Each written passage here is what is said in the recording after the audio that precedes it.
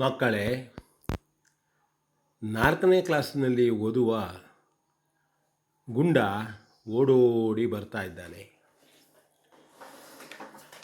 ಮನೆಗೆ ಬಂದು, ಅಜ್ಜಿ, ಓ ಅಜ್ಜಿ, ಇಲ್ಲಿ ನೋಡು, ನಾನು ಬರ್ತಾ ಇದ್ದೇನೆ. ಬರ್ತಾ ಇರುವಾಗ 10ನೇ ಕ್ಲಾಸಿನಲ್ಲಿರುವಂಥ ಅಣ್ಣ ತನ್ನ ಕೈಚೀಲವನ್ನು, ತನ್ನ ಪುಸ್ತಕಗಳನ್ನು ಎಲ್ಲವನ್ನೂ ತನ್ನ ತಾಯಿಯಿಂದಲೇ ಹೊರಿಸಿಕೊಂಡು ಅವಳ ಮುಂದೆ ಅವನು ಮಾತನಾಡ್ತಾ ಹೋಗ್ತಾ ಇದ್ದ. ನೀನು ಹೇಳ್ತಿದ್ಯಲ್ಲ ಅಜ್ಜಿ, ನನಗೆ ಹಿರಿಯರು ಬಂದಾಗ ತಮ್ಮಿಂದ ಆದಷ್ಟು ಸಾಮಾನನ್ನು ನಾವು ತೆಗೆದುಕೊಳ್ಬೇಕು, ಎಲ್ಲವನ್ನೂ ಅವರಿಗೆ ಕೊಡುವ ಬುದ್ಧಿ ಇಟ್ಕೊಳ್ಬಾರ್ದು ಹೇಳ್ತಿದ್ಯಲ್ಲ ನೀನು ನನಗೆ. ಆದರೆ ಆ ಅಣ್ಣ ಯಾಕೆ ಹಾಗೆ ಮಾಡ್ದ ಎಂಬುದಾಗಿ ಅಜ್ಜಿಗೆ ಪ್ರಶ್ನೆ ಮಾಡಿದ. ಅಜ್ಜಿಗೆ ಯಾವಾಗೂ ಇಂಥ ಪ್ರಶ್ನೆಯನ್ನು ಕೇಳಿದರೆ ತುಂಬ ಸಂತೋಷ. ಮಕ್ಕಳಿಗೆ ಏನಾದರೂ ಬುದ್ಧಿ ಬರಬಹುದು, ಇಂಥದ್ದನ್ನು ಕೇಳುವುದರಿಂದ, ನಾನು ಹೇಳುವುದರಿಂದ ಅವರು ತಿಳಿದುಕೊಳ್ಳುತ್ತಾರೆ ಅಂಥೇಳಿ ಅಜ್ಜಿ ಸಂತೋಷದಿಂದ, ಆಗಲ ಗುಂಡಣ್ಣ, ಸಂಜೆ ನಿನಗೆ ಒಂದು ಕಥೆಯನ್ನು ಹೇಳ್ತೇನೆ ನೋಡು ಅಂದು ಅವನಿಗೆ ತಿಂಡಿಯನ್ನು ಕೊಡುವುದಕ್ಕೆ ಕರೆದುಕೊಂಡು ಹೋದಳು. ಸಂಜೆ ಆಗುವುದನ್ನೇ ಕಾಯ್ತಾ ಇದ್ದ ಗುಂಡಣ್ಣ. ಸಂಜೆ ಸಮಯ, ಅಜ್ಜಿ ಈಗ ಕತೆ ಹೇಳಬೇಕು ಅಂತಂದ. ಅಜ್ಜಿ ಓಡೋಡಿ ಬಂದು, ಆಗಲೋ ಮಗನೇ, ಕರಿಯೋ, ಆಚೀಚೆ ಮನೆಯವರು ಕಲಿಯೋ, ಮಕ್ಕಳನ್ನು ಕರಿಯೋ. ಯಾವಾಗಲೂ ನಾವು 4 ಜನರ ಜೊತೆಗಿರಬೇಕು, 4 ಗೆಳೆತನ ಇರಬೇಕು, ಅದೇ ಸಂತೋಷ ಆಗ್ತದೆ. ನಿನಗೂ ಅವರ ಪರಿಚಯ ಆಗ್ತದೆ, ಅವರ ಸ್ನೇಹ ಆಗ್ತದೆ. ಓಡೋಡಿ ಬಂದರು ಮಕ್ಕಳು.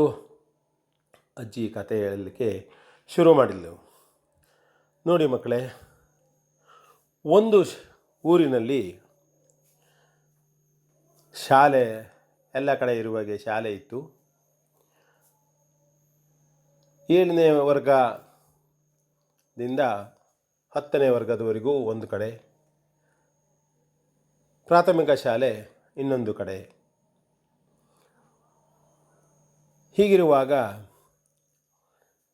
ಪ್ರಾಥಮಿಕ ಶಾಲೆಗೆ ಹೋಗುವಾಗ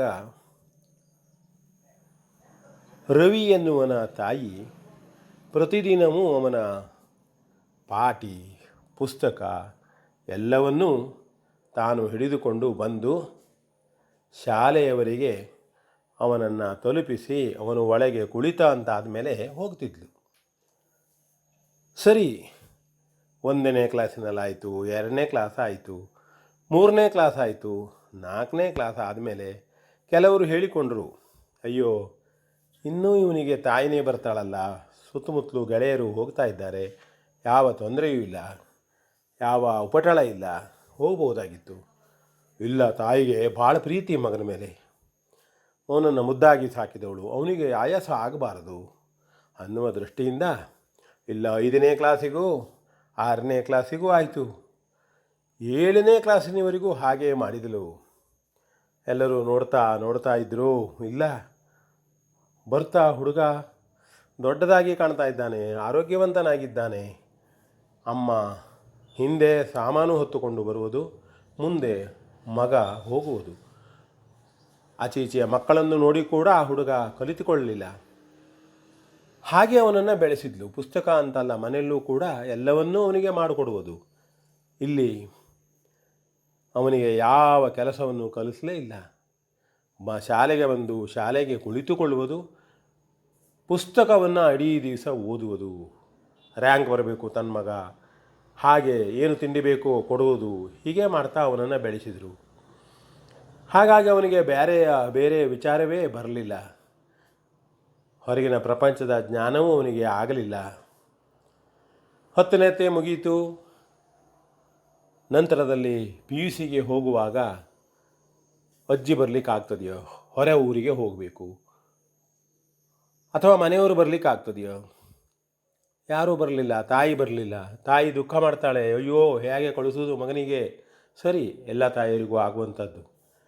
ಆಗ ಕಷ್ಟ ಬಂತು. ಹೋಗಿ ಮತ್ತೆ ಅಲ್ಲಿ ಕಲಿತಾ, ಆದರೆ ಆ ಶಾಲೆಯಲ್ಲಿ ಅವನು ಹೆಚ್ಚು ದಿನ ಮುಂದುವರಿಲಿಲ್ಲ. ಫೇಲಾಗುತ್ತಾ ಹೋದ. ಏನು ಮಾಡೋದು? ತಾಯಿಯ ಆ ರೀತಿಯ ಪ್ರೀತಿ, ಆ ರೀತಿಯ ಅವನ ಕಷ್ಟವನ್ನು ನೋಡದೆ ಕಲಿಸಿದಂಥದ್ದು ಅವನಿಗೆ ಅದು ಮಾರಕ ಆಗಿತ್ತು. ಮನೆಗೆ ಬಂದರೆ ಅವನಿಗೆ ಯಾವ ಸಾಮಾನು ಎಲ್ಲಿದೆ, ಯಾವುದನ್ನು ತೆಗೆದುಕೊಳ್ಬೇಕು, ಯಾವುದನ್ನು ಕೊಡಬೇಕು, ಯಾರೊಂದಿಗೆ ಹೇಗೆ ವ್ಯವಹಾರ ಮಾಡಬೇಕು, ಯಾರು ಬಂದರೆ ಹೇಗೆ ಮಾತನಾಡಿಸಬೇಕು, ಇವತ್ತು ನಮ್ಮಲ್ಲಿ ಕೆಲವು ಚಿಕ್ಕ ಚಿಕ್ಕ ಮಕ್ಕಳು ಕಲಿತಷ್ಟು ಅವನು ಕಲಿತಿಲ್ಲಾಗಿತ್ತು. ಆಗ ಅವನ ಪೂರ್ಣ ಜೀವನ ಹಾಳಾಗುವ ಮಟ್ಟಕ್ಕೆ ಬೆಳೆದು ನಿಂತಿತ್ತು. ಆ ಸಂದರ್ಭದಲ್ಲಿ ಅವನಿಗೆ ಹೈಸ್ಕೂಲಿನ ಮುಖ್ಯಾಧ್ಯಾಪಕರು ಒಂದು ದಿವಸ ಆ ರವಿಯ ಮನೆಗೆ ಬರ್ತಾರೆ. ನನ್ನ ವಿದ್ಯಾರ್ಥಿ ಅವನು ಭಾಳ ಹುಷಾರಿದ್ದ ಅವನು, ಆದರೆ ಪಾಲಕರಾದಂತಹ ನೀವು ಅವನನ್ನು ಹಾಳು ಮಾಡಿದಿರಿ. ಅವನಿಗೆ ಮನೆಯಲ್ಲಿ ಕೆಲವು ಕೆಲಸವನ್ನೂ ಕೊಡಲಿಲ್ಲ, ಯಾವ ಕಷ್ಟ ಹೇಗೆ ಅಂತ ಅವನಿಗೆ ತಿಳಿಸಲಿಲ್ಲ, ನೋವು ಗೊತ್ತಿಲ್ಲ, ಹಿರಿಯರು ಹೇಗೆ ಯಾವುದನ್ನು ತಿಳಿ ಹೇಳಲಿಲ್ಲ. ಹಾಗಾಗಿ ಅವನಿಗೆ ಬದುಕಿನ ರೀತಿಯೇ ಗೊತ್ತಾಗಲಿಲ್ಲ.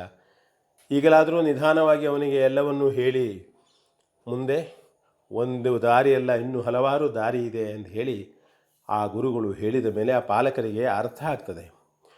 ಮುಂದೆ PUCಯಲ್ಲಿ ಸಹಿತ ಅವನಿಗೆ ನಿಧಾನವಾಗಿ ಎಲ್ಲ ವಿಚಾರಗಳ ಬಗ್ಗೆ ತಿಳಿಸ್ತಾರೆ, ಮನೆಯ ಕೆಲಸವನ್ನು ಹಾಕ್ಕೊಡ್ತಾರೆ. ನೋಡಿ ಮಕ್ಕಳೇ, ಈಗ ಅವನು ಒಳ್ಳೆಯ ಶಿಕ್ಷಣವನ್ನು ಕಲಿತು ಒಂದು ನೌಕರಿ ಮಾಡ್ತಾ ಇದ್ದಾನೆ.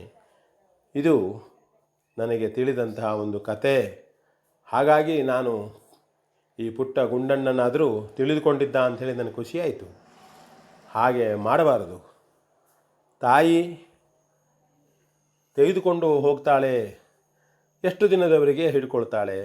ನಾವು ಚಿಕ್ಕವರಿದ್ದಾಗ ಸರಿ, ನಾವು ದೊಡ್ಡವರಾದ ಮೇಲೆ ನಾವು ತಿಳ್ಕೊಳ್ಬೇಕು, ನಮಗೆ ಶಕ್ತಿ ಇದೆ. ಅಮ್ಮ ಬೇಡಮ್ಮ, ಇಲ್ಲಿವರೆಗೆ ನೀ ಹಿಡ್ಕೊಂಡಿದ್ದೀಯಲ್ಲ, ನಾನೇ ಹಿಡ್ಕೊಳ್ತೇನೆ ಅಂತ ಹೇಳಬೇಕು. ಕೆಲವು ಕೆಲಸಗಳನ್ನು ಮನೆಯಲ್ಲಿ ನಾವು ಮಾಡಬೇಕು, ನೆರವಾಗಬೇಕು. ತಂದೆ ತಾಯಿಯರಿಗೆ, ಅಣ್ಣ ತಮ್ಮಂದಿರಿಗೆ ಯಾವುದಾದ್ರೂ ಕಾರ್ಯಕ್ರಮ ಶಾಲೆಯಲ್ಲಿ ಮನೆಯಲ್ಲಿ ಇದ್ದಾಗ ನಾವು ಅದರಲ್ಲಿ ಪಾಲ್ಗೊಳ್ಳಬೇಕು, ಜನರೊಂದಿಗೆ ಹೋಗಬೇಕು, ಬರಬೇಕು. ಆಗ ಮನುಷ್ಯ ಪರಿಪಕ್ವ ಬರ್ತಾನೆ, ತಿಳುವಳಿಕೆ ಬರ್ತಾ ಹೋಗ್ತದೆ ಎಂದು ಅಜ್ಜಿ ಅವಳಿಗೆಲ್ಲ ಹೇಳಿದಾಗ ಮಕ್ಕಳು ಜೋರಾಗಿ ಚಪ್ಪಾಳೆ ತಟ್ಟಿದರು. ನಾವು ಹಾಗೆ ಮಾಡುತ್ತೇವೆ, ಎಲ್ಲರೊಂದಿಗೆ ಬೆರೆಯುತ್ತೇವೆ, ನಮ್ಮ ಕೆಲಸ ನಾವು ಮಾಡಿಕೊಳ್ತೇವೆ. ಶಾಲೆಗೆ ಹೋಗುವಾಗ ಕೆಲವಷ್ಟು ಮಟ್ಟಿಗಾದರೂ ನಮ್ಮ ಪುಸ್ತಕಗಳನ್ನು ಪಾಠಗಳನ್ನು ನಾವೇ ಹಿಡ್ಕೊಂಡು ಹೋಗ್ತೇವೆ, ಅಮ್ಮನಿಗೆ ಅಪ್ಪನಿಗೆ ಕಷ್ಟ ಕೊಡೋದಿಲ್ಲ ಅಂತ ಹೇಳಿದಾಗ ಅಜ್ಜಿಗೆ ಸಂತೋಷವೇ ಸಂತೋಷ, ತನ್ನ ಕಥೆ ಪರಿಣಾಮ ಆಯಿತು ಅಂತ ಹೇಳಿ. ಇದು ಒಂದು ಚಿಕ್ಕ ಕತೆ. VN ಭಾಗವತ್, ಬರಬಳ್ಳಿ.